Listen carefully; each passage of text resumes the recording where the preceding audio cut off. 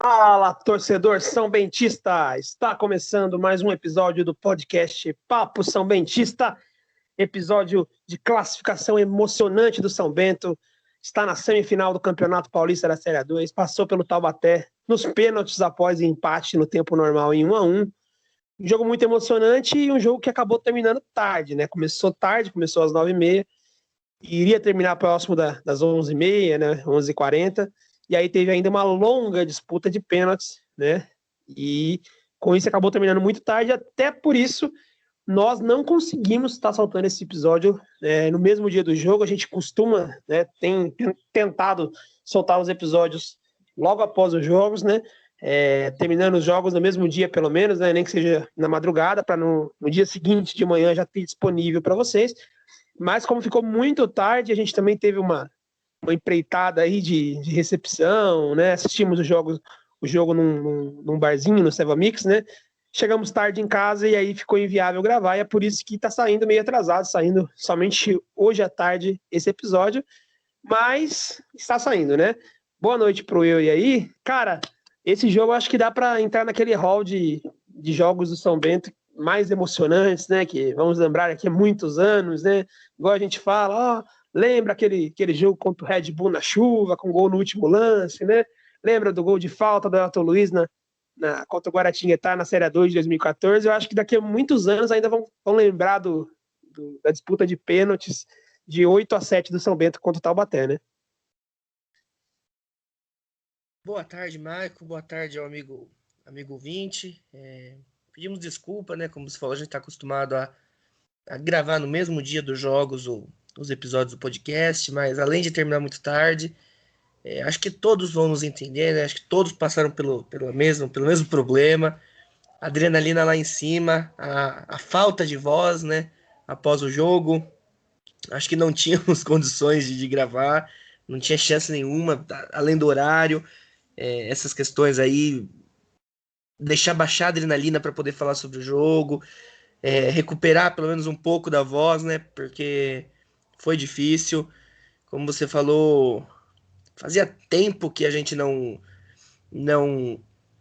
se classificava em um mata-mata de uma forma tão emocionante, né? A gente ficou mal acostumado durante todo esse período de acessos a subir, a ganhar, passar os mata-matas, a conseguir acessos de uma forma mais tranquila, né? Geralmente, isso você falou ontem à noite, geralmente a gente ganhava já no primeiro jogo e decidia geralmente em casa, né? Não lembro quando foi a última vez que a gente decidiu fora. A gente decidia em casa já com o resultado mais favorável, só administrando, né, o jogo e não jogando pelo empate muitas vezes em casa. Então era bem mais tranquilo. E acho que a última vez que a gente sofreu tanto assim deve ter sido contra o Sertãozinho em 2013. Que aí não dá para comparar sofrimento, né? Lá foi no último lance, aqui foi nos pênaltis. Então, o que importa é que classificamos. É um jogo difícil. A gente acabou pensando muito na semifinal, esquecemos um pouco o Taubaté, né? Achamos que fosse ser um jogo mais fácil. Mas mata-mata é isso aí. Todos os times muito iguais, né? Então, o Taubaté deu muito mais dificuldade do que esperávamos, mas o time muito bem nos pênaltis, impecável, 100%, sem errar nenhum, todos os pênaltis muito bem batidos. Estamos a 2 passos do paraíso. Pois é, cara. Primeiramente, deixa eu me desculpar, né? Eu mandei um boa noite aqui às 3 horas da tarde. É o costume, né? A gente sempre tá gravando à noite os episódios. Mas o que você falou, né, cara? Entra naquilo das emoções, né? Nos jogos mais emocionantes. Como a gente conversava ontem à noite, mal acostumados com mata-mata, quase sempre decidindo os mata-matas dentro de casa e sempre com a vantagem no primeiro jogo, né? E dessa vez diferente, né? Um empate fora, que não foi ruim, né? Vale dizer isso, mas exigia uma vitória de São Bento no jogo, né? E aí a gente acabou não conseguindo, passamos até perto de vencer o jogo, né? Mas tivemos mais um empate e indo para as penalidades. Sobre a última vez que decidimos fora, não foi mata-mata, né? Foi Foi no Campeonato Paulista da Série A2 em pontos corridos, mas a última rodada era em Catanduva e o São Bento tinha que vencer para não depender de ninguém para conquistar o acesso para a Série A1 de 2015, né? E na ocasião conseguimos, foi um acesso fora de casa, para quem é supersticioso, é uma boa, já que o São Bento, né, já sabemos, vai decidir o acesso desse ano fora de casa em São Bernardo do Campo, né? Mas falando sobre esse jogo contra o Taubaté, né, como o Yuri disse, né, falta de voz, né, eu mesmo voltei da recepção, a gente cantou muito, gritou muito também, comemorou muito lá no Seva Mix, pela classificação do jeito que foi, né, foi aquela coisa extravasante.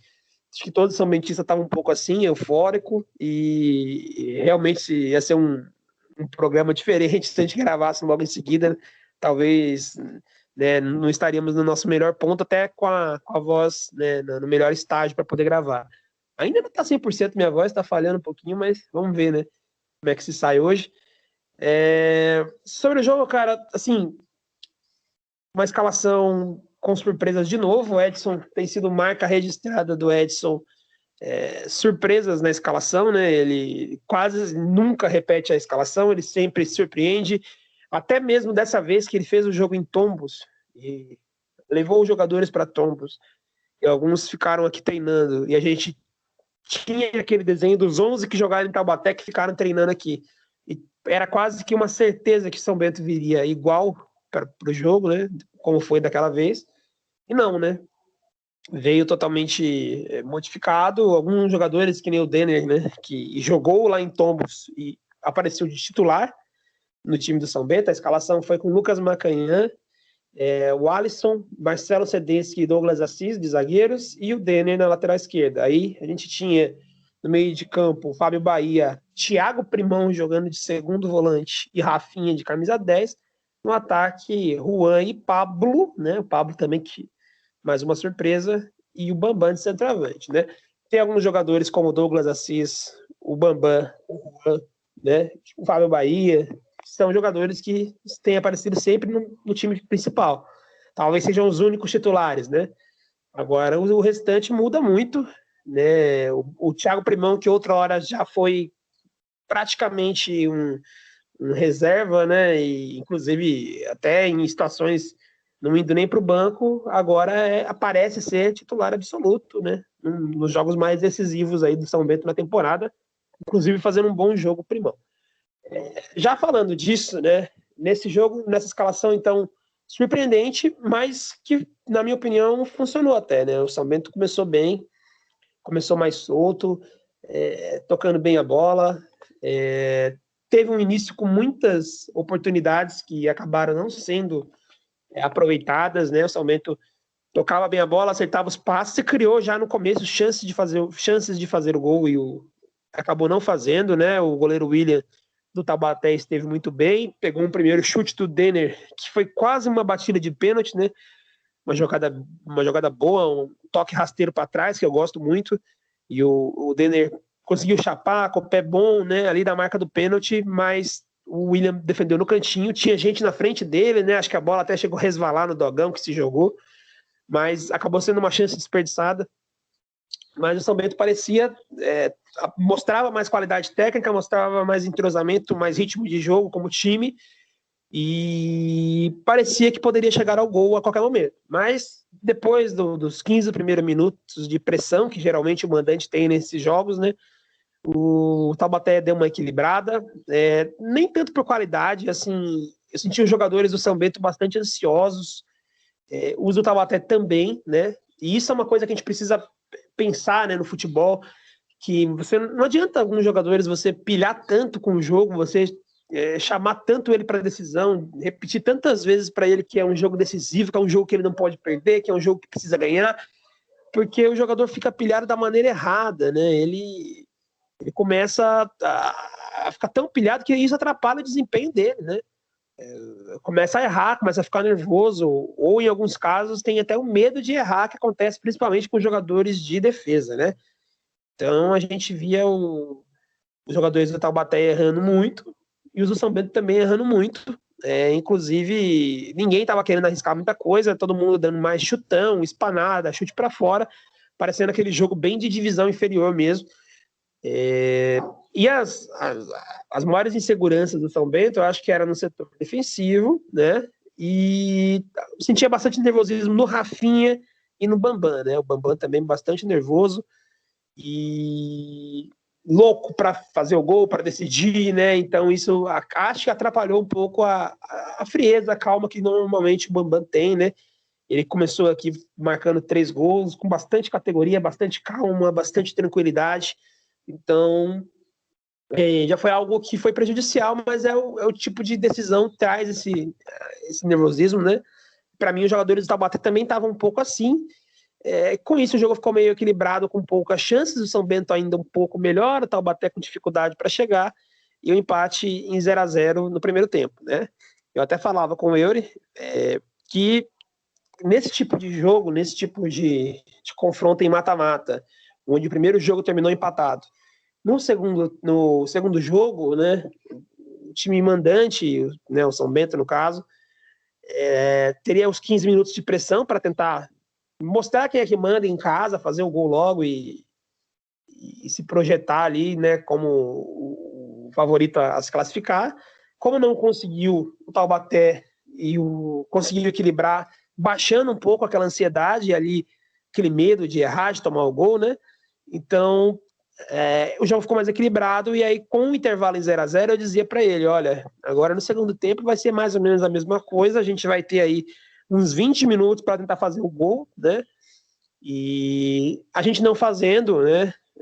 Ou o Taubaté fazendo, né? Quem fizesse o gol estaria com a classificação na mão, mas se não conseguisse fazer, provavelmente ninguém faria depois dos 30 minutos, porque nesses jogos, depois de um jogo de 180 minutos, quando já se passaram 150, 160, os jogadores não querem se arriscar a perder toda a temporada ali, né? Tentando o ataque e dando contra-ataque, né? A exposição do contra-ataque. Então, normalmente, começam a se preservar, e aí o jogo caminha para o 0-0 e vai para os pênaltis, né? Então eu dizia para ele que eu só acreditava em gol do São Bento no começo do segundo tempo, senão a gente ia para os pênaltis mesmo, quando o jogo virou empatado em 0-0, né? É de se destacar entre esse nervosismo, esses jogadores que ficaram pilhados com o clima de decisão e tal, o Macanhã, que vinha passando muita segurança no gol do São Bento nos últimos jogos, tinha sido comparado inclusive com o Rodrigo Viana aqui pelo Eury, né? E nesse jogo foi exatamente o oposto. Tava muito inseguro, tava mal, tava soltando praticamente toda a bola cruzada, e quando o goleiro não passa a segurança, isso afeta todo o setor defensivo, os jogadores ficam com medo, com receio de deixar chutar, com receio de cruzamento na área, deixar para o goleiro, e aí acaba trazendo um nervosismo para todo o setor de zaga. O Taubaté pouco apareceu, e apareceu mais nesse tipo de falha, né? Nas falhas do Macanhã, que aí levou perigo, né? Ele acabou conseguindo não sofrer o gol mesmo com as falhas, mas teve saída de bola errada, soltou bola em escanteio e depois conseguiu dar um soquinho e devolver a bola para o escanteio, mas trouxe um risco, né? E também nas falhas dos jogadores, né? O Pablo, que não estava bem também, teve um lance lá que ele acabou falhando e o Coutinho conseguiu chutar, e foi um lance de perigo do Taubaté, mas somente isso mesmo, né? E aí, no segundo tempo, o São Bento começou muito bem, começou com tudo. Já tinha criado uma boa chance, uma bela defesa do William ali no primeiro minuto do segundo tempo. E logo no segundo minuto conseguiu o gol, num lance, um chuveirinho, né? A resvalada do Bambam, o Juan saiu cara a cara com o William, e o William tava pegando tudo pelo chão, né? Chutava rasteiro, ele pegava, né? Como se fosse um goleiro de futsal. Tava pegando tudo pelo chão, às vezes os caras estavam chutando também no alto, ele tava defendendo, então o Juan decidiu dar aquele totozinho, aquele toquinho de cobertura, né? Viu o William saindo muito bem para chegar junto ali e abafar, mas aí ele foi esperto, pensou rápido, deu um totozinho, fez o gol, mas logo após o gol já tem uma preocupação, né? O Juan sente a posterior da coxa, parece lesão, ele nem comemora o gol, né? E já pede para sair. E aí já deixando todo mundo preocupado, já que é um dos principais jogadores do São Bento. E a partir daí, um gol no começo do segundo tempo, eu achei que o São Bento estava muito, muito encaminhado para uma classificação tranquila, né?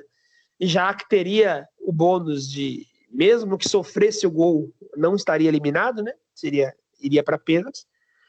E teria ainda as possibilidades de marcar um segundo gol. E o Taubaté teria que se desesperar, o Taubaté estava bastante resguardado, teria que sair muito, dar espaço. São Bento ia ter contra-ataque, ia ter campo para matar o jogo.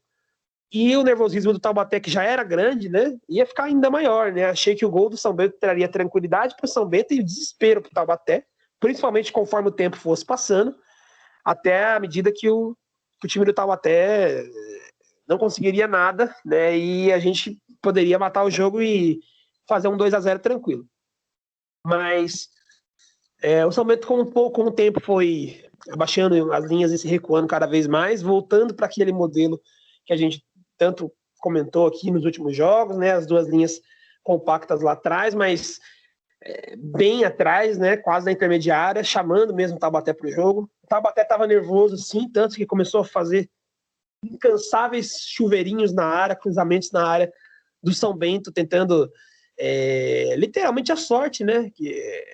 Essa jogada de chuveirinho é quando você abandona totalmente a possibilidade de conseguir tocar a bola e criar uma jogada, né? O Taubaté já tinha dificuldade, já tem uma qualidade técnica inferior, ainda desesperado, perdendo o jogo com pouco tempo, começou a simplesmente erguer toda a bola na área, procurando o David Batista e tentando achar um gol de cabeça, achar mesmo, literalmente. Então, por isso parecia ainda mais que o jogo estava na mão de São Bento, mas o São Bento não aproveitou algumas chances de contra-ataque. Achei que o contra-ataque, de novo, estava ruim, não estava acontecendo. O São Bento não estava conseguindo aproveitar os espaços que o Taubaté estava dando. Algumas chances que teve foi desperdiçado, principalmente pelo Bambam, como eu falei, estava pilhado. Em várias oportunidades ele tinha a opção de passe no meio da área para fazer o gol e ele preferia chutar, e chutava mal, chutava de longe, de regiões que é muito difícil fazer o gol. Então, a gente percebia esse nervosismo do Bambam para fazer os gols, justamente sem nenhuma calma para contra-atacar e conseguir matar o jogo.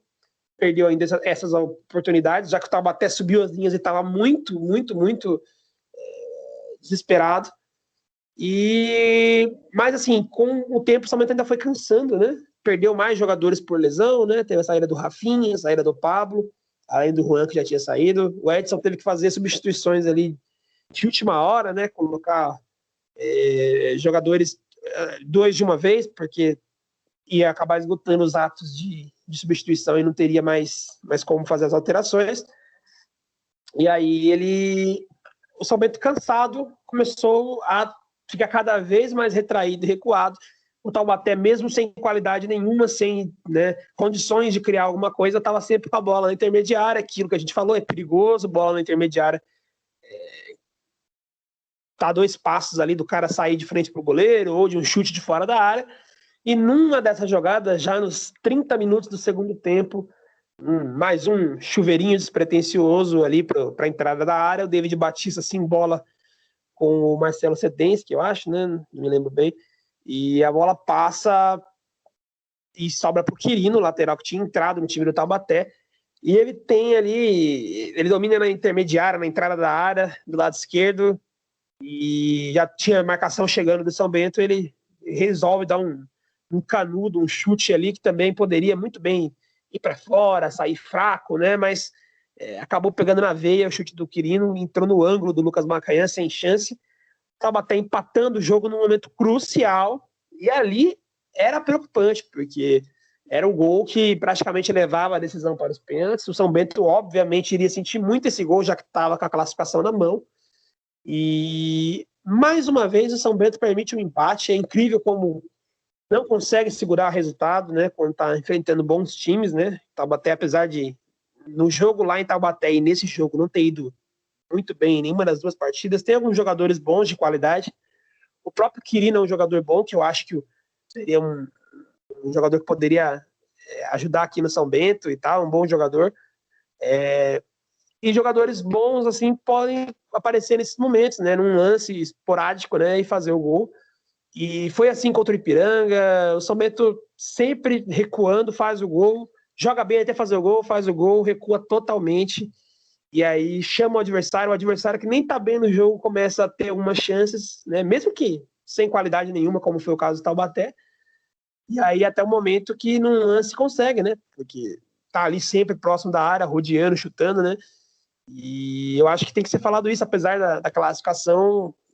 Foi mais um empate no SIC, mais uma vez que o São Bento não conseguiu segurar um resultado, mesmo sendo melhor que o adversário, mesmo sendo melhor na maior parte do jogo.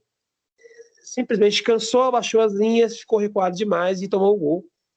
E ali era aquele cenário que eu tinha dito no começo.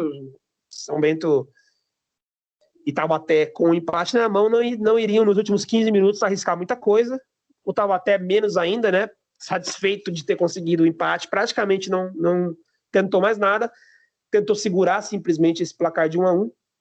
O São Bento timidamente, mas sem se arriscar muito, tentou fazer o segundo gol no final, teve até algumas chances, né? Teve um lance do Bambam e de novo o goleiro William fez uma grande defesa, quase queima-roupa.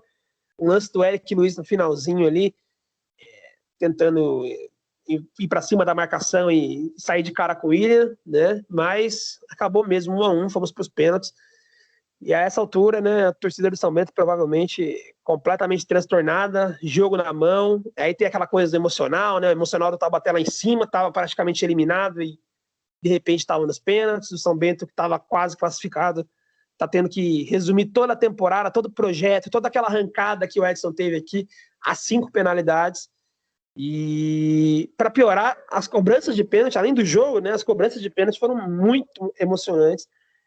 Um nível altíssimo, assim, nem em Série A de Campeonato Brasileiro você costuma ver tantos pênaltis tão bem batidos, mostra que os treinadores, né, treinaram muito isso com seus times, né? O João Valim, que no ano passado subiu com a Inter, passando nos pênaltis, tanto nas quartas de final quanto na semifinal, provavelmente já projetando isso para o jogo de hoje, treinou muito seus jogadores, e o Edson Vieira parece que também, né? Tanto que eram pênaltis perfeitos, aqueles pênaltis cobrados na meia altura e com muita força, né? E ninguém errava. A gente chegou na recobrança sem ninguém errar. E os goleiros não estavam passando nem perto de pegar os pênaltis. E até que chega o pênalti do Quirino, justamente ele que tinha marcado o gol, vai para a cobrança. Aí ele tenta algo diferente, quer bater devagar, quer bater rasteiro, quer bater no meio. E o Macanhã, mesmo saindo antes, consegue fazer a defesa com a ponta do pé. A bola ainda corre ali perto do gol, sai, e aí vem aquela explosão, a classificação emocionante. São Bento, apesar de todo o sofrimento, consegue chegar às semifinais do Paulistão da Série 2, mas com muita dificuldade, sofrendo mais do que o necessário, né, dentro do que foi o jogo. Acho que poderia ter marcado o gol cedo na partida, poderia não ter tido esse tipo de sofrimento, poderia ter matado o jogo quando vencia por 1-0. Poderia não ter se recuado tanto e acabado dando chance para o Taubaté levar esse jogo aí para os pênaltis, né? E aí, mas acabou tendo todo esse sofrimento, mas como, né, dizem, né, sofrido foi mais gostoso, foi uma classificação épica, um jogo que vai entrar pro hall aí dos jogos mais emocionantes do São Bento, por todo o desenho de como foi. Mas com esse resultado, o São Bento acabou ficando na terceira posição, né? E vai enfrentar o São Bernardo, vai decidir fora de casa. Acabou fugindo do 15 de Piracicaba, né? Com esse resultado, mas foi bem diferente do que acho que todo mundo esperava ali, né? Uma classificação em primeiro lugar, uma vitória e uma semifinal contra o 15 de Piracicaba. Cara, ia perguntar para você a sua opinião sobre o time, sobre essa atuação, né? Sobre como os jogadores foram no geral. Se você também acha que a gente sofreu mais que necessário, sobre essa recuada, esse cansaço do São Bento sempre no final dos jogos e novamente não conseguindo segurar um jogo que estava vencendo, e também já comentando também as atuações dos jogadores, né? Quem foi bem, quem foi mal aí, na sua opinião. Só corrigindo aí, a semifinal contra o São Bernardo, né? A gente pegaria o 15 se vencesse, acabamos passando nos pênaltis, e pegamos agora o São Bernardo decidindo fora, né? Falei de São Caetano? Não, falou 15. Desculpa aí, pessoal. Mas, como você falou, né? Um jogo muito nervoso, as duas equipes muito pilhadas, muito tensas. E quando acontece isso dos jogadores estarem muito nervosos, é um show de erros, né? E não foi diferente nessa partida. O setor defensivo do São Bento, em especial, estava bem tenso. O Macanhã, muito nervoso, né? Cometendo alguns erros bobos ali. Teve uma sequência de 2 escanteios que ele falhou na saída de bola dos dois. Uma foi na mão dele, ele deixou escapar. E a outra ele errou o tempo de bola, a bola passou dele. E não sei se você lembra, mas logo no começo que ele mostrou a insegurança, né? Eu falei pra você, falei, não sei, eu acho que o jogo vai pros pênaltis e o Macanhã vai ser o herói nos pênaltis. Virou um roteiro ali muito claro, sei, não sei assim, né? Claro que agora é fácil falar com a gente classificado, mas na hora, é aquele roteiro clássico do futebol, o goleiro que tá inseguro, o goleiro que não tá bem, salvar nos pênaltis, virar o herói da partida, e o cara que levou a decisão pros pênaltis, ele errar o pênalti, né? Isso é meio tradicional, parece que sempre acontece isso. Tá difícil de. Se existe alguma ligação, não sei, mas. Não sei se o cara que faz o gol ele fica com excesso de confiança. E o goleiro que tá mal vai pros pênaltis ali sem nada a perder, né? Mas era algo que estava se desenhando. A partida ele mostrava que ia para os pênaltis, né? No primeiro tempo, principalmente. As duas, para mim seria um 0-0, até comentei com você, falei, acho que difícil sair gol.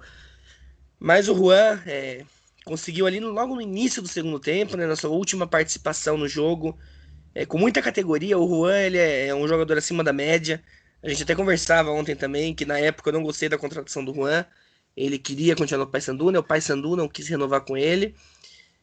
Mas o Juan é um cara que queimou minha língua, ainda bem. É um cara acima da média, é um cara que acha espaços muito fácil.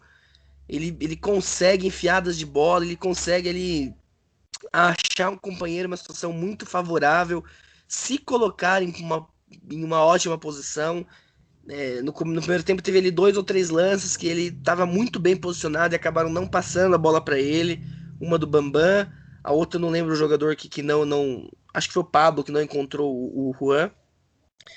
Mas o Juan, acima da média, conseguiu ali na sua última participação abrir o placar. E o São Bento, ali, quando tudo se desenhava para uma classificação um pouco mais tranquila, com vitória no tempo normal, o Taubaté achou um gol, uma bola ali que sobrou, o David Batista na barrigada tirou, deslocou o zagueiro do São Bento, sobrou pro Quirino, que bateu muito bem na bola, sem chances pro Macanhã. E ali o São Bento ainda tentou esboçar alguma reação, né? Tentou esboçar uma pressão, tentou ir para cima, mas faltou perna, faltou tudo, nervosismo, você não poder se arriscar tanto, você não poder se arriscar tanto com medo, né, de acabar tomando gol e colocar tudo a perder. E nas penalidades, uma aula de pênaltis para qualquer time aí no país e talvez no mundo, foi muito emocionante. O nível técnico das cobranças foi muito alto, o que aumentou o nível de emoção. Ninguém errava, todos os pênaltis muito bem batidos, até sem chance para os goleiros sempre sendo deslocados, né? E ali no oitavo pênalti do Taubaté, a história, o script que era aguardado, ele se desenrolou com o goleiro inseguro pegando o pênalti do herói do time que conseguiu levar a partida para os pênaltis. De uma forma geral, acho que foi uma atuação boa do São Bento, coletivamente falando, foi um bom jogo. Salva ali os erros dados, acho que atribuídos ao nervosismo, né, da equipe, principalmente defensivamente. Bambam também ele errou bastante, muito nervoso, ele queria decidir, né, a bola caía no pé dele, ele queria bater pro gol, perdendo algumas oportunidades, até fez um gol, né, mas estava impedido e pelo que eu consegui ver foi bem anulado o gol. Eu acho que negativamente quem destoou um pouquinho foi o Rafinha. O Rafinha ele saiu ali no começo do segundo tempo, né, do começo para o meio do segundo tempo machucado. Mas no primeiro tempo ele não acertou nada que tentou. Tentava passe, tentava chute, errava chute, tentava inversão de jogo, errava inversão de jogo. É um bom jogador, né? Já mostrou que sabe jogar bola, mas talvez o nervosismo tenha atrapalhado um pouco. Então acho que ele destoou um pouco negativamente.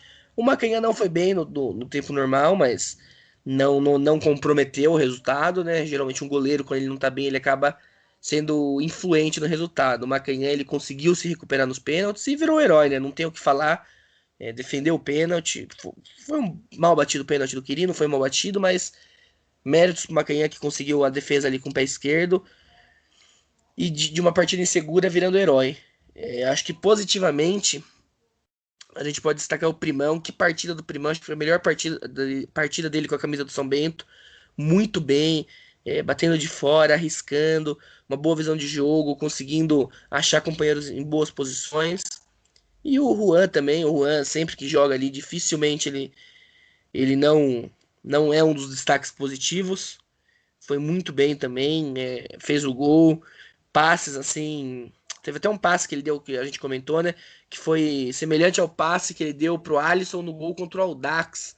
Ele tira o peso da bola, dá uma cavadinha e a bola encobre ali o defensor e cai no pé do companheiro. Então acho que positivamente todos os jogadores, acho que com exceção do Rafinha, foram bem. O Alisson também apoiando bastante no ataque. Fábio Bahia bastante seguro, cometeu alguma falhinha ali ou outra, mas muito seguro. O Pablo não começou bem a partida, o Pablo começou um pouco nervoso, errando bastante, mas no decorrer do jogo ele foi se encontrando, ele foi achando ali o seu espaço. Negativamente, eu acho que eu queria destacar a diretoria e alguns jogadores e torcedores do Taubaté, né, que acabaram não correspondendo ao tamanho do time e à tradição do Taubaté, um time centenário. Os torcedores que lá em Taubaté ameaçaram o motorista do ônibus. Os fogos eu até concordo que é do futebol, isso aí faz parte, isso aí é a provocação, né? Não, não adiantou nada, foram eliminados. 36, agora 37 anos sem pisar na 1. Vão esperar mais um pouquinho. Agora vão assistir a gente pelo Sport TV na semifinal. É, os fogos fazem parte do futebol, da provocação, mas ameaçar motorista do ônibus, o cara tá ali trabalhando, não tem nada a ver com o jogo, ele tá ali pra levar o pão pra casa dele, então desnecessário. E os jogadores e diretoria do Taubaté que depois do jogo aqui em Sorocaba não aceitaram o resultado na bola. Depois do primeiro jogo, né, teve toda aquela papagaiada do Taubaté, fomos prejudicados, coitadismo, isso é feio, para. Também fomos prejudicados, os dois times. Foi pênalti pro Taubaté? Foi pênalti pro Taubaté. Foi um pênalti claro pro Taubaté. Mas também a bola entrou pro São Bento e não foi validado um gol. Então, a arbitragem no outro jogo errou pros dois lados. E aquele coitadismo do Taubaté, querendo ganhar as coisas no grito. E no futebol nada vai se ganhar no grito. Ainda mais nós que somos times pequenos, somos times do interior, né? Acho que o Taubaté não percebeu isso ainda. Não vai ganhar no grito. Quem vai ganhar no grito é Corinthians, na federação é Corinthians, São Paulo, Palmeiras e Santos. A gente não vai ganhar nada no grito. E depois do jogo aqui em Sorocaba, eles não aceitaram o resultado. Assim como os fogos são parte do jogo, né? E a gente tem que aceitar, a provocação também é parte do jogo. E a parte que perdeu tem que aceitar a provocação, né? Então, muito feio. O Taubaté tem uma grande história, um dos tradicionais do interior de São Paulo, mas algumas atitudes não correspondem com a grandeza da equipe, né? Então, só queria deixar aqui minha lembrança aos taubatianos e tchau, Baté, tentem novamente no ano que vem. Boa, cara. Acho que tava todo mundo engasgado com o Taubaté depois de tudo isso, né? Eu acho que também o grande lado negativo da partida foi isso. Foi o quanto do confronto em geral, né? Quanto que a diretoria do Taubaté, primeiramente, com todo aquele choro, com aquilo da Federação Paulista, tem quem diga que nos bastidores a diretoria teve envolvimento com os fogos, a gente não pode afirmar, mas não me admiraria por esse histórico, essa tentativa de tentar ganhar tudo no grito, né? Indo na federação, pressionar a federação para que talvez tivesse algum tipo de benefício no jogo de Sorocaba, né? Alegando que foram prejudicados, alegando que será que seremos prejudicados novamente, né? Então, assim, dando a entender que queria uma arbitragem que não errasse contra eles no próximo jogo para pressionar, a gente sabe como é que funciona os bastidores do futebol. E depois, né, ainda esse papel muito feio de ir para briga, vir para cima, né, não aceitar o resultado. Enfim, né, foi um adversário bastante chato, bastante baixo, e eu acho que não representa realmente a instituição, o clube. E tava todo mundo engasgado, e é por isso que todo mundo comemorou tanto, teve mais esse sabor na classificação do São Bento, né? Mas sobre a atuação, assim, só completando, eu acho que Eu vou continuar batendo nessa tecla, apesar do resultado positivo, os pênaltis não podem mascarar que de novo o São Bento recuou, de que de novo o São Bento sofreu um gol do Taubaté que não precisava sofrer, de um time que não estava criando nada, que não estava bem no jogo.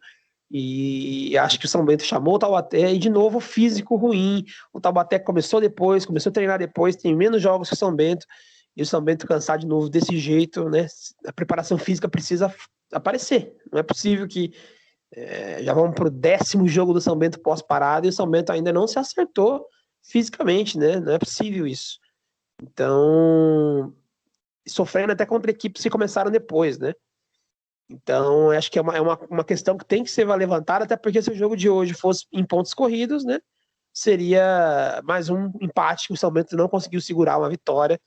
Não vem conseguindo contra bons times, né? Como nós falamos, quando enfrentou times na Série C, times melhores, e agora o Taubaté, que seria a grande prova, teve 2 empates, né? Sendo esse em casa, com uma vitória na mão, e aí sofrendo de novo, gol na hora que recua. Eu acho que precisa ser pensado e mudado isso para a gente ver a sequência agora na Série C e também até para o próximo mata-mata, né? A gente não ter que sofrer isso de novo. Quanto às atuações, cara, concordo com você. Acho que o Thiago Primão fez uma partida impecável, perfeita, né? Ele estava marcando muito bem, cercando o time do Taubaté, dando qualidade na saída de bola de São Bento. Ele recebia ali para começar o jogo e ele sempre distribuía da melhor maneira, uma visão de jogo muito boa, também chegando na frente, filtrando, tentando chutar de fora, dando aquele toque de qualidade. Se você tiver um meia bom, né, não foi o caso do Rafinha nesse jogo, né, mas se tiver um meia bom e tiver um Primão nesse nível, você tem meio caminho andado para a criação do time funcionar, para o meio de campo funcionar. E é por isso que foi tão importante no jogo de hoje o Thiago Primão, melhor partida dele, com certeza, e justificando, né? Você falou que o Paysandu não quis o Juan, né? O Paysandu queria o Thiago Primão, né? E foi ele quem não quis renovar com o Paysandu e veio jogar aqui no São Bento. Até então a gente não, para mim era nada explicava porque o Paysandu queria o Primão, né, que ele não tinha jogado tão bem aqui ainda. Agora deu para perceber, se ele manter esse nível de atuação, é um jogador muito importante, muito diferenciado para uma Série A2 e também para um brasileiro Série C, né? Destacando positivamente também o Douglas Assis, sempre seguro, ganhando todas pelo alto, né? Praticamente toda a bola mais perigosa que tentavam cruzar na área, o Douglas afastava muito bem. O Marcelo também, que esteve na zaga por parte do jogo ali, foi bem na zaga, bem seguro também, né? Parecendo melhor. O Juan, como ele falou, sempre tentando jogadas diferentes, procurando espaço, né? A bola chega nele, a gente sabe que ele não vai fazer nada óbvio, não vai se livrar da bola, vai, né, buscar uma jogada de gol. E também, claro, marcou o gol com bastante inteligência naquele tipo de jogada. Teve a questão da lesão, a gente já teve uma boa notícia quanto a isso, né? Que aparentemente foi algo muscular que ele sentiu e nem chegou a sentir dor, ele só sentiu uma embolada no músculo, resolveu pedir para sair para que não tivesse a lesão. Então ainda falta sair o resultado médico, mas a princípio parece ser a situação de lesão que menos preocupa no São Bento, né? A do Rafinha seria a que mais preocupa. E aí a gente vai ver como que a gente vai ficar aí também com questão de desfalques para o próximo jogo e para a sequência, né? E o Juan faria muita falta, ainda bem que aparentemente não é nada, né? E negativamente, eu acho que tem que falar do Bambam, que estava excessivamente pilhado. Acho que precisa botar a cabeça no lugar, precisa pensar mais no coletivo. Eu vejo que ele se preocupa muito com a parte individual, né? Ele fala sempre de ser artilheiro da 2, ele está próximo da artilharia, então ele quer ser o artilheiro, ele quer ser visto, quer ser lembrado, ele sempre fala isso, mas, né, ele precisa também pensar um pouco no coletivo. Ele teve chances para fazer 2 assistências para gol ali no jogo, não tinha nem posição boa para chute, tentou chute, não esteve bem no jogo de hoje, Bambam. Então acho que precisa ser colocado como atuação negativa. O Pablo também, raçudo, né? Jogador que corre bastante, mas errando muito tecnicamente, né? Tentando fazer dribles que não consegue fazer, errando passes simples, né? Então, na minha opinião, não teve bem. O Rafinha, como o Yuri falou, né? Errando tudo que tenta. tentando fazer inversão de jogo, não conseguindo, tentando dar passe, às vezes tomando a decisão mais errada possível dentro das jogadas. Não estava bem o Rafinha, faltou ali um meia bom, né? O Igor, que geralmente joga bem como camisa 10, jogando que sabe, né? Num bom dia do Igor, jogando com esse primão que jogou nesse jogo, seria um meio de campo excelente, né? O Rafinha mesmo já fez jogos melhores, mas no de ontem estava mal. E o Macanhã, que eu acho que, apesar de ter conseguido se redimir ali no final, né, nos pênaltis, também não foi numa grande defesa, né? Ele caiu antes do Quirino bater, foi mais ali no erro do Quirino. É outro jogador que precisa colocar a cabeça no lugar, né? Decisão é decisão, mas precisa passar segurança para o setor de zaga, né? Aparecer nessas horas. E nesse jogo conseguiu realmente, não sofreu gol independente das falhas, mas não pode dar esse mole, né? Esteve muito nervoso, muitas falhas. Ainda bem que conseguiu se redimir ali, até para dar confiança para ele voltar melhor na próxima, né? Bom, cara, giro da rodada, que na verdade é só para a gente passar aqui os classificados, né? Da próxima fase. Acho que até a gente já, no último episódio, já tinha falado um pouco sobre isso. O São Caetano foi surpreendido pelo Monte Azul jogando no Anacleto Campanella. Foi para pênaltis, passou nos pênaltis, mas perdeu o jogo no tempo normal por 1-0. Tivemos também o empate do São Bernardo contra o Juventus 0-0, que também foi para pênaltis, vitória do São Bernardo. Mais uma surpresa, o São Bernardo que empatou na Javari, empatando em casa, acabou passando só nos pênaltis. E o 15 de Piracicaba, esse eu acho que a gente não tinha falado ainda, que venceu a Portuguesa no Canindé pelo placar de 1-0. Partida muito elogiada, o pessoal falando que o 15 jogou muito bem, dominou completamente a Portuguesa ali, até abafando um pouco as questões de arbitragem, né? E mostrando que mereceu realmente a vaga. Venceu o primeiro jogo por 3-2 naquela partida polêmica, agora venceu por 1-0 fora de casa e também conquistou sua classificação. E o São Bento, que pegaria o 15 se tivesse vencido o jogo, né? Estava vencendo, estava se encaminhando para enfrentar o 15 com decisão em Sorocaba, mudou de adversário, tomou o gol do Quirino, passou nos pênaltis também, empatou em 1-1, jogando no Walter Ribeiro com o Taubaté, e aí agora vai enfrentar o São Bernardo, acabou ficando com a terceira campanha, enfrenta o São Bernardo, decisão em São Bernardo do Campo. Sobre tudo isso agora, né? Vamos para os próximos adversários, né? O próximo adversário realmente é o Volta Redonda, né? Pela Série C do Brasileiro, até difícil para o torcedor pensar em Série C agora, depois de tudo como foi no Paulista, né? Da proximidade que o São Bento está no acesso, apenas 2 jogos do acesso, mas tem a Série C, e eu acho que precisa lembrar que a Série C está em um momento decisivo também, né? Faltam 3 rodadas para acabar o primeiro turno da Série C. A gente já falou aquela conta de 21 pontos para não ser rebaixado, então é importante que você consiga de 10 a 11 pontos no primeiro turno, né? O São Bento só tem 2, só que os 3 últimos jogos são, né? Eu disse nos grupos do São Bento hoje que basicamente são 4 jogos em casa seguidos agora, né?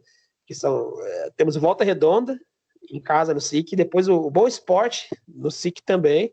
Aí a gente vai enfrentar o Ituano fora, mas o Ituano aqui, vizinho, do lado, né? Sem torcida, sem viagem praticamente ali, né? E depois enfrenta o São José de novo no SIC. Então, a gente espera muito uma arrancada nessa Série C para que a gente, quem sabe, ainda consiga não só ter mais condições numa briga contra o rebaixamento, como quem sabe consiga até sonhar com uma briga em classificação, né? Por que não, né? Como foi na Série A2. Mas isso passa diretamente por uma arrancada. A situação hoje é muito difícil, somente a lanterna, tem só 2 pontos, e mesmo para não cair, precisaria de 2 vitórias no mínimo nesses 3 jogos, para encerrar o turno com 8 pontos ali, de repente 2 vitórias e um empate, para encerrar o turno com 9 pontos, né? Precisaria, então, estar vencendo Volta Redonda, que é um adversário muito complicado, adversário dos líderes do campeonato, um dos melhores times do campeonato. Depois tem o Boa Esporte, que é um confronto direto, e o jogo com o Ituano também é um confronto direto, né? E há quem diga que o jogo com o São José também vai ser confronto direto, porque é um outro time que deve brigar embaixo. Então, fase definitiva ali na Série C, não pode tirar o olho da Série C, mas ao mesmo tempo que as partidas contra o São Bernardo foram marcadas para as próximas 2 terças-feiras, às 15 horas, né? Então, joga com Volta Redonda neste sábado, e já na terça-feira enfrenta o primeiro jogo contra o São Bernardo, que é aqui no SIC, né? Começa aqui e depois decide fora. Então, não sabemos ainda se vai utilizar um time alternativo novamente, o técnico Edson Vieira, ele que se emocionou muito com a classificação, né? Com as dificuldades, né? Ele que é muito identificado, está muito próximo de mais um acesso, né? 2 jogos do acesso. E agora fica aquilo, né? Porque se a gente entregar os pontos nessas partidas da Série C, vai ficar muito difícil, realmente, né? Talvez seja a maior chance agora de arrancar e tentar mudar a história lá na Série C, ao mesmo tempo que tem as decisões pelo Paulista 2. A gente está vendo que o time está sofrendo fisicamente. O time do São Bernardo é um time muito mais maduro, quanto ao nervosismo que os jogadores do Taubaté sentiram. Acho que os do São Bernardo não vão sentir tanto. E porque são jogadores experientes, jogadores que passaram pela Série B do Brasileiro, né? Tem lá o Guilherme Matos, tem o Leandro Amaro, tem o Ferreira, tem o Marlisson, tem o Léo Cereja. Então é um time forte, com um técnico experiente, vitorioso, que é o Marcelo Veiga, né? Então, assim, esse jogo, o primeiro jogo crucial, o Marcelo Veiga é um ótimo treinador para jogos como visitante. O time dele é muito bem arrumadinho no contra-ataque, então pode definir tudo essa primeira partida, tanto para o São Bento quanto para o São Bernardo. Então fica todas essas dúvidas aí, as situações das lesões, será que o Juan volta a tempo, né? Então já vou até passar a bola para o Yuri sobre esses adversários, né? Falar um pouquinho aí do Volta Redonda, próximo adversário, dessa situação na Série C de talvez ser definitiva, se dá para ir com o time reserva de novo, dá para de repente deixar vulnerável a possibilidade de perder esses pontos, já que esses 2 jogos, Volta Redonda e Boa Esporte, estão aí no meio dos jogos contra o São Bernardo. E também já falar um pouco do nosso adversário, o nosso confronto na semifinal, que vale o acesso para a Série A1. A partir daqui, se a gente passar, a gente está na Série A1. É o São Bernardo, que eu já sei que o Euri não gostou muito, né? Eu, particularmente, preferia o São Bernardo do que o 15. Já o Euri, acho que pensa o contrário, né, Euri? Agora a gente continua naquele dilema, aquele problema da sequência de jogos que a gente já sabia que viria. Não sei, né, isso aí é mais com o Edson para saber como que tá a real situação de cada jogador fisicamente, quais jogadores que estão em melhores condições, os titulares têm condições de jogar as 2 competições, né? Pela entrevista que ele deu ao Sport TV ontem, não tem condição, ele falou que não dá para jogar os 2 campeonatos juntos. Até dá, né? A gente sabe que é uma rotina do Campeonato Brasileiro, você jogar 2 competições juntas, mais para os times de Série A do brasileiro, né? Tudo bem. Só que o nosso elenco também é recheado, temos bastante jogadores, então é do futebol, né? Essa sequência de jogos, os jogos no final de semana e na quarta. Na Série B era assim também, né? A gente já se acostumou com jogos de sábado e terça, sexta e terça. Então, é uma dor de cabeça aí, deixa pro Edson. Eu acho que seria interessante, não sei, talvez a possibilidade de, em um dos 2 jogos que vão ser no meio, entre os jogos do acesso da Série 2, né? Vai ser o Volta Redonda, São Bernardo, Boa Esporte, São Bernardo novamente. Talvez tentar se repetir a estratégia do Milton Mendes, que foi muito criticado, a gente mesmo até criticou, né, tal, de colocar reservas contra o Bragantino, para você ter um time mais inteiro contra o Vila Nova, se eu não me engano, que era o jogo seguinte, né? Não sei, talvez o jogo contra o Volta é um jogo mais difícil de ganhar. O Volta é um dos líderes do nosso grupo da Série C, então talvez poupar os jogadores contra o Volta Redonda para eles estarem inteiros contra o São Bernardo na terça e tentar usar o máximo de titulares possíveis no jogo contra o Boa Esporte, que daí em tese é um jogo mais tranquilo, um jogo mais fácil, um adversário direto, né? E que temos total obrigação de vencer sem margem para qualquer outro resultado, por ser o adversário que está ali mais próximo da gente, o adversário que também está na zona de rebaixamento. Então não sei se essa talvez seria uma saída viável, né? Poupar, ou talvez, sei lá, ir com força máxima contra o Volta e poupar contra o Boa Esporte, né? Mas sei lá, tentar, pelo menos em um dos jogos, ir com o máximo de titulares possíveis. Quanto à Série 2, eu sempre vou preferir não enfrentar Marcelo Veiga em um mata-mata. Marcelo Veiga lembra o estilo do Paulo Roberto Santos, né? tem facilidade para jogar no contra-ataque, se dá melhor fora de casa do que em casa, tem dificuldade de propor o jogo em casa, e é um treinador que tem, assim como o Paulo Roberto, tem um histórico de acessos, um histórico de avanço em mata-matas, então eu preferi o 15. Eu acho que são times muito parecidos tecnicamente. Eu acho que São Bento, 15 e São Bernardo são os melhores, são os três melhores times do da Série 2. O ideal seria fugir de 15 e São Bernardo, mas a gente chegou numa situação em que ou a gente pegava o São Bernardo ou a gente pegava o 15, né? Eu acho que era o pior cenário possível. Mas entre os dois, eu acho que seria melhor pegar o 15. O 15 tem um histórico aí nos últimos anos de acabar ali no mata-mata do acesso perdendo a vaga. Fora, tudo bem que eles embalaram e tem um time de qualidade, mas estão com um técnico ali que não agradou muito, né? Um técnico que ainda não se firmou. Eles emitiram o Tarcísio Pugliese, que vinha muito bem, e estão com o Evaristo Pisa, né? Então, acho que pela questão mais pelo técnico, eu acho que tecnicamente duas equipes muito parecidas, mas eu acho que eu tenho mais medo do Marcelo Veiga do que do Evaristo Pisa. Mas é aquela história, quem quer subir, quem quer ser campeão, quem quer ganhar, não tem que escolher adversário. Então, venha quem vier, vem o São Bernardo, vamos decidir fora. Um bom tempo que a gente não decidia fora. Como você falou, o nosso último acesso para um foi fora de casa, então talvez seja uma estatística para a gente poder se apegar, né? Mas agora é isso, se não for na técnica que vá na raça, acho que a reação do Edson Vieira pós-jogo era o que faltou pra gente durante todo o ano passado, é aquela emoção, é aquele de alguém que ama o clube, de alguém que sabe o que representa o clube, de alguém que quer estar ali, aquele choro, um choro sincero do Edson Vieira. Isso acho que pode ajudar a gente muito, porque o Edson Vieira vai saber motivar os jogadores. Então, agora jogo. Vamos parafrasear uma frase, né? Vamos parafrasear aí um verso da sabedoria popular. Jogo de acesso não se joga, se ganha. Então, jogando bem, jogando mal, o importante é sair desses dois jogos na frente do São Bernardo, nem que seja nos pênaltis, nem que seja da forma como for, o importante é ganhar. Acho que é isso. 2 semanas assim, sem dormir direito agora, a ansiedade não vai deixar a gente em paz. E que venha o São Bernardo, bora pra cima e vamos buscar esse acesso aí para voltar pro nosso lugar, que é a primeira divisão. Cara, assim, sobre essa sequência de jogos, eu acho que a gente vai passar por momentos cruciais ali na Série C. Eu acho que esse é um momento crucial de uma possível arrancada para não cair ou até, quem sabe, para classificar, né? Esses 4 jogos, entre aspas, em casa, né? Somente com o Ituano, que é aqui do lado fora, que é também um time que tá mal, confronto direto.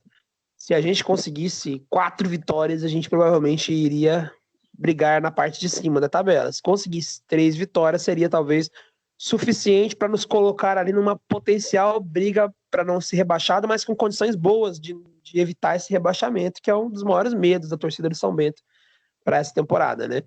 Então, precisa cuidar com carinho desses jogos. É complicada a situação do jogo contra o São Bernardo no meio aí, né? Afinal de contas, o acesso para a Série A1 também seria fator importante para que a gente conseguisse motivação e confiança para a sequência na Série C, mas não dá para esperar isso, né? A Série A2 ela acaba as suas finais também e tudo, né? A gente só volta a fazer 2 jogos por semana, perdão, 1 jogo por semana, né? A ficar nas mesmas condições dos adversários da Série C, a gente só consegue isso quando for a segunda rodada do segundo turno, né? Quando a gente for enfrentar o Brusque já. Então, não pode abandonar esses jogos, vai ter que mesclar e ver o que pode fazer. De repente, para esse jogo contra o Volta Redonda, que inclusive o Eury falou, um dos melhores times, realmente, é um dos líderes, mas eu estava acompanhando o pessoal da imprensa daí, né, de Sorocaba, a Rádio Cruzeiro, o Gustavo Gebara, ele falou uma coisa que é um pouco verdade, né? O Volta Redonda, ele começou antes de todo mundo, né? antes de se pensar em voltar à Série A1, um mês e meio antes de voltar à Série A1, o Volta Redonda estava fazendo semifinal de Campeonato Carioca, né? E talvez foi isso que deu tanta vontade pro Volta Redonda, que tem um time que não tem tantos jogadores conhecidos assim, nem parece um time tão bom assim, mas que fez o Volta Redonda chegar voando.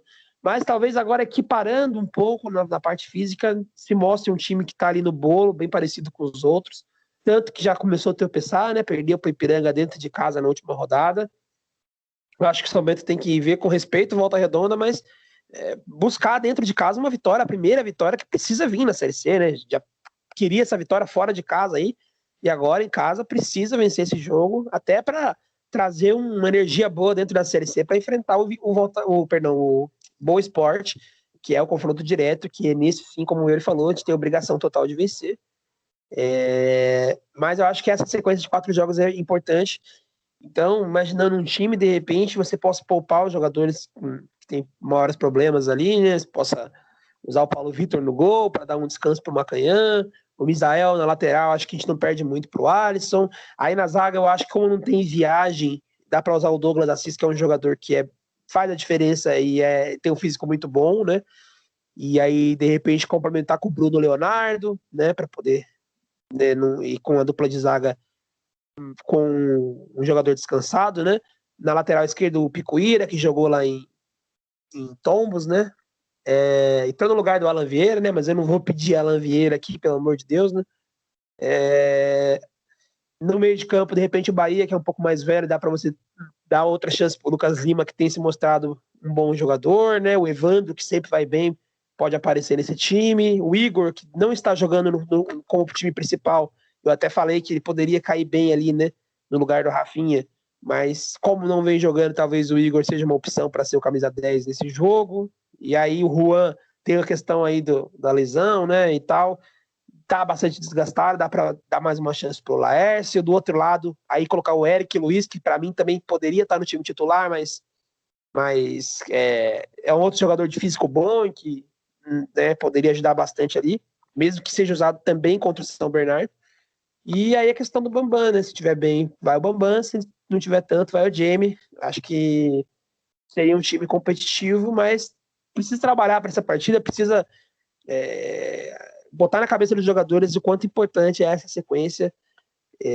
Eu acho que, dependendo, se tiver todo mundo bem fisicamente, até, quem sabe, ir pro jogo todo mundo, às vezes até ajuda mais o time se encorpar como time, né, com entrosamento. De repente, uma vitória desse time que jogou contra o Taubaté, contra o Volta Redonda, poderia ajudar para na terça-feira os jogadores estarem mais confiantes, mais entrosados, né? É um jogo a mais. Mas tudo depende do físico para a gente não atrapalhar as coisas também, né? Então, é com o Edson agora, né? Quanto ao adversário, São Bernardo, realmente é a maior folha do campeonato, junto com o 15 aí, né? O 15 acho que é a maior, o São Bernardo é a segunda maior. Eu não queria pegar o 15 primeiro, porque tem aquele estigma, né? O time que não consegue subir, bate na trave os acessos aí há 4 anos, e lembra muito o que aconteceu com o Fortaleza, né? Que na Série C não conseguia subir, foram 7 anos liderando a primeira fase por completo, e chegando no mata-mata, perdendo no último jogo dentro de casa, né? O acesso, Fortaleza, no caso, perdeu para o Macaé, perdeu para o Oeste, perdeu para o Juventude, perdeu para o Brasil de Pelotas, né? Foram incontáveis acessos perdidos dentro do Castelão, e depois de fazer uma campanha impecável, né?